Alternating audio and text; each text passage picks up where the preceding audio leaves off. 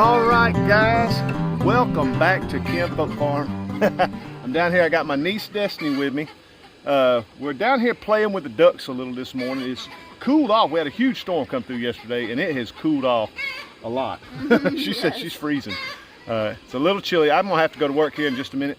But we were down here sitting with the ducks earlier and feeding and watering the guys. And a lot of times, if you don't sit with your birds, we've learned, well, we always sit with our animals for a while after we feed them and stuff. And sitting with your birds, you can see what they need. A lot of times, if you just go and feed them, water them, and go back in the house, or just leave them alone, you don't really see exactly the things that they may need as far as a place to swim. In our case, we've been feeding them and giving them water in these little bitty buckets. I keep moving them because the poop is starting to pile up, so I'm sort of slowly working them out. But you fill up that one little water tray, and each duck wants in there, and they just fight over it and fight over it. Look at this one.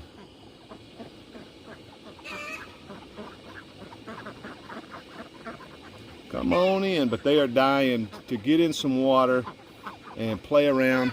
And I'm gonna be honest with you guys. I told y'all earlier, a few videos back, that we lost a couple of ducks, and I'm a little embarrassed about it, but we actually lost them because of this swimming pool. And the reason I'm embarrassed, I had a subscriber tell me, I cannot for the life of me remember who it was, but I remember him specifically saying, your ducks are gonna die in that pool. And I said, there's no way. It's a duck. They float, they sleep on the water. There's no way a duck can die in a swimming pool. Well, we lost both ducks in this swimming pool. And it sort of dawned on me that they got, if you look at their little feet, they got little claws right at the end of their feet, and they can't get traction on the edge of this thing to get out. Now they can panic. When they come up, they just panic like crazy. And they all want out. And I think what it is they were getting exhausted and couldn't get out, is my guess, for the fact we found both of them dead in the pool. And so what I've done is I put a couple of 2x6s in there because that's the last bit of wood I had. And I put a couple of them right there and right there. I put some of those little, I call them U-nails, but they're fence staples is what they are. So that plywood wouldn't slide back in here. And if I went too deep, of course, I'd go through the pool. So I just used those on the edge. And then I took some, what is that stuff called? That hardware cloth. Let me get a close-up. I know the ducks ain't gonna like it. But I got some hardware cloth. I nailed it down on there with some smaller fence staples so they can get some traction to get in and out. And I also built them some steps right here to get in and out. But I wanted to give them some water. Dang it. I feel bad. They're out here walking around, and there's so many of my subscribers that have ducks, because I get tons of comments about I'm doing this wrong, I'm doing that wrong. Of course, that's every video.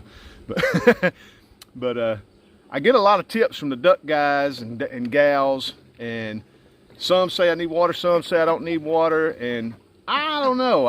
What do you think? I need water. I think so too. I think watching them just a minute ago, we were sitting out here watching, they were literally fighting to get in that pool. And I'm sure it's the males that are coming up. Another thing, guys, I got a question for anybody that raises khaki Campbells. I need to contact that Goldshaw farm and find out. I've been Googling it, but I can't tell. I know they get that little curly tip on the tail for the males, but we are having such a hard time, hopefully as they get a little older, distinguishing the males from the females.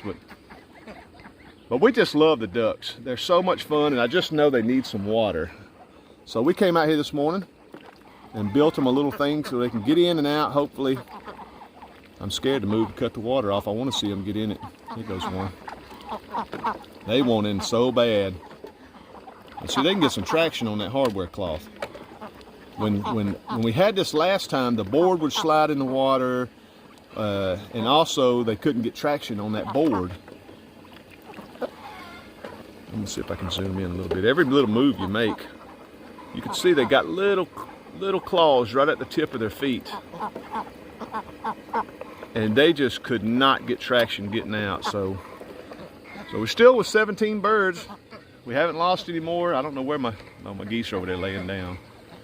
But we're gonna go out here and show you one more thing. I want to come back and see if these guys, we just started filling this up right as I started filming. So we haven't given them a chance whatsoever to get in. So I want to see them get in.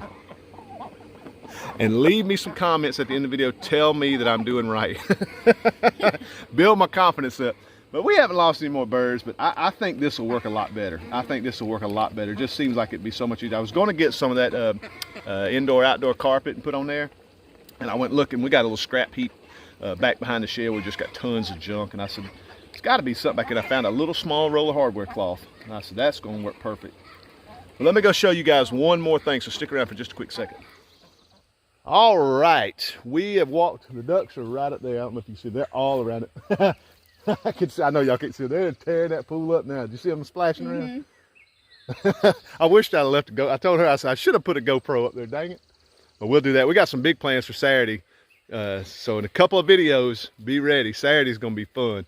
But we're out here at the garden, and I wanted to show you guys, I am super excited.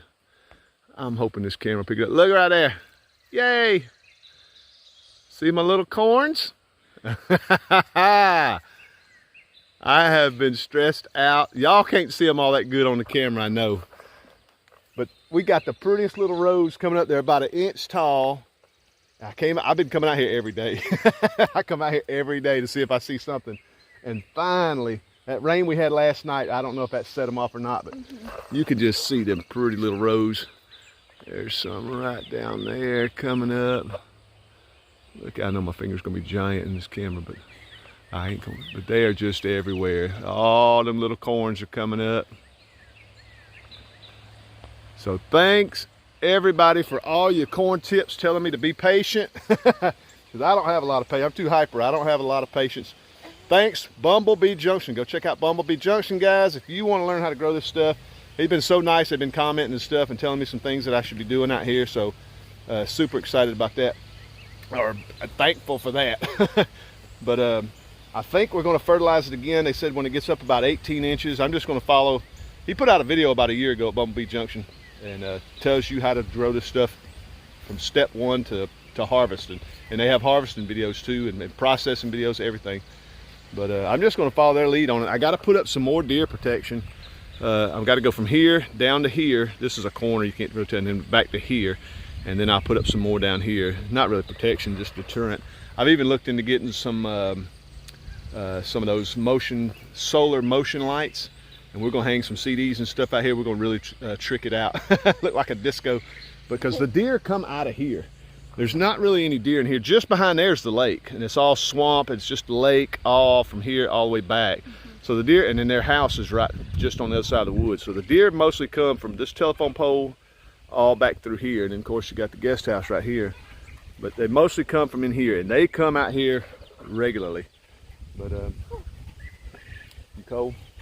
We're gonna go check. She's cold. Super excited about the corn. Just wanted to show you guys, it's really windy, but the corn is up. Thank you guys for all your tips. Thanks Bumblebee Junction, and then everybody else that's giving me tips about the corn. We're gonna check out the ducks one more time and close this out. Guys, y'all wanna see some happy ducks? If I go over there, they'll all panic, but look at that.